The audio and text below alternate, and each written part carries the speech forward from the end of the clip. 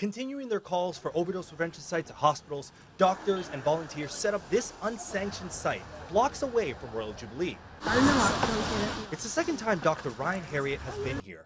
Last year, he and other volunteers were kicked off hospital property in Victoria and Nanaimo for opening up these sites where those at risk can safely use drugs. And he doesn't plan to stop until the province brings safe drug use sites to hospitals. It's been 3 months since we first did this, and we need to prompt the Ministry of Health, frankly, to give Island Health the direction it needs to do this work officially, as it was going to before it was stopped in April of last year. Stocked with naloxone kits, food, and clothes, Harriet says they've helped dozens of people across the island since they started the pop-ups. And now they have the backing of the former Chief Coroner.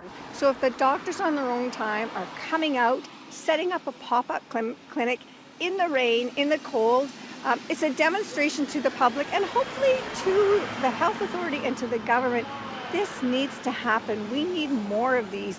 We really need to focus on helping people to wellness, not stigmatizing people, not marginalizing people. Lapointe retired from her position in 2024, frustrated with the government's response to the toxic drug crisis, which she says sometimes resulted in placing stigma on drug users. We shouldn't be afraid of people who use drugs. They're our neighbors, they're our sons and daughters and our friends, and these are a way of providing some help and support. Former Health Minister Adrian Dix promised safe drug sites would open up at BC hospitals. The current minister said this morning the standards for those sites are still under review.